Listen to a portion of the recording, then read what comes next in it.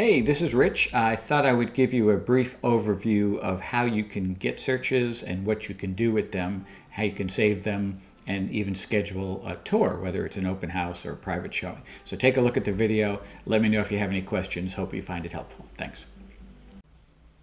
So, how do I set up a home search for you, and what do you do with those home searches? I thought I'd give you a sense of how the system works so you can see what I do. So let's say we were looking for a search in a certain town, and we're going to pick Framingham.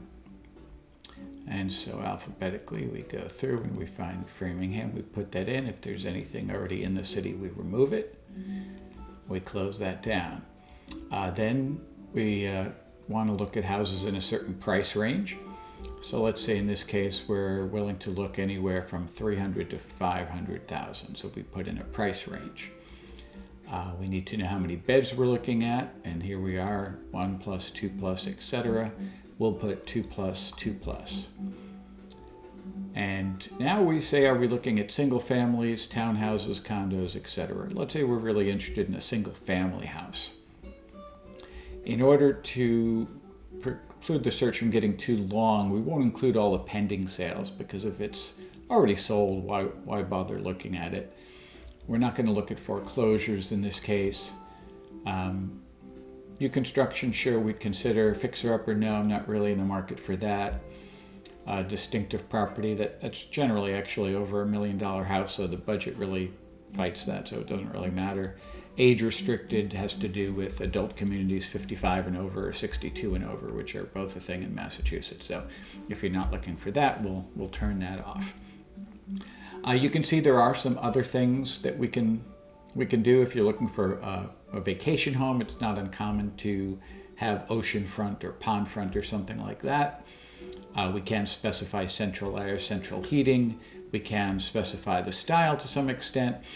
All these things are nice, but can start to limit your search, and they're not always done perfectly within the MLS system. So we don't have hundreds and hundreds of fields that every realtor fills out religiously. So I try to go with the ones that are most common. So let's say that's it for now. Let's say, how many houses do we think are going to be on the market there? And we'll do a search. And this is what I'll do, and run through it a few times and kind of see, oh, okay, here's the searches that show up. And you can see on the map, we now see a really nice border of the town of Framingham. You can see the particular houses that are for sale. And on the left, I could take a look at what the houses are to make sure that the search made sense.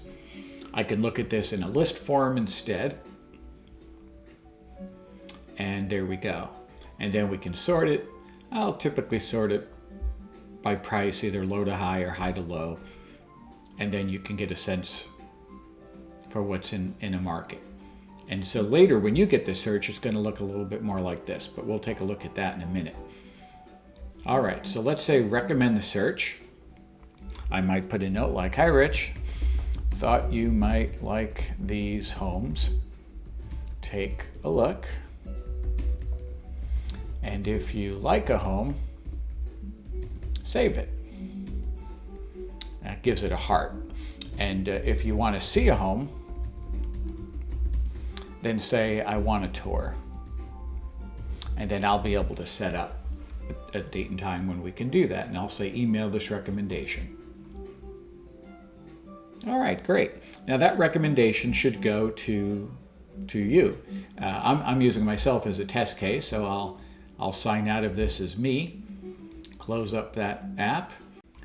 Okay, so then you check your email, and sometime in the next hour, typically, sometimes quicker, you'll see your agent has set up home search alerts for you. You can look at that email. You can read a little message, a little summary of the search criteria. And then you go down here to where it says to view your custom search. Click here, just click on that word in blue, and you'll be taken to the search. And it'll remember the way we did it, or I did it for you, pricing high to low with all the criteria that we specified. If you take a look at a home and say, wow, I'd like to know more about 1313 Concord, you can select it. And you can use this right arrow here in the red to scroll through all the pictures.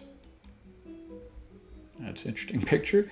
And Then you can read a little bit about the MLS description and how it was written. You might notice information about an open house. We're not limited to those. We can typically see things before or after open houses, so we'll work on that, but at least you'll know if they're having one. You'll get more information here about the interior rooms, how many there are, and the size, maybe the lot size. If it's less than an acre, it's oftentimes written in square feet. A broad idea of what we think the house is valued at. Not as accurate as if we do a detailed CMA, but it gives you some sense.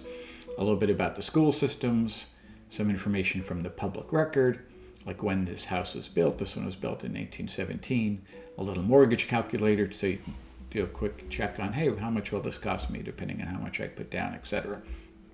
Now, with all that, you notice at the top, there's a save button in red with a heart, and there's another one next to it that says request a showing.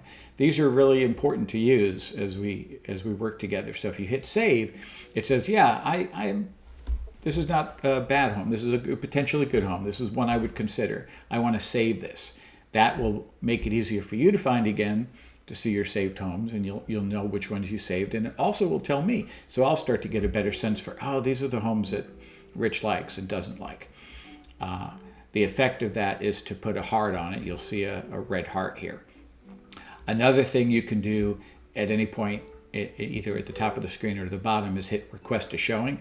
It shows up here right next to where that save a home was. I can say request a showing, and that'll send a note to me that says, hey, this one is so nice, I really want to arrange to see it. And then you could say, Rich, I'd love to see. And then can we see, and if you put in a certain date and time here, that would be helpful, like can we see tomorrow, or can we see Saturday, maybe at a certain time, or between 2 and 5 p.m. The more you could tell me there about what days you're available and what times, then when I start fishing around to try to lock us in and get us in to see this home, either before, during, or after an open house, it'll let me know. And you just say request tour, and that'll go to me, and I'll start working on it immediately. So that's how the system works. We set up the searches. You're able to find the searches. You're able to view information about the homes. If you like them, you save them. They get a heart. If you want to see it, you pick please schedule a showing, and we'll take it from there. Any other questions on this, you just let me know.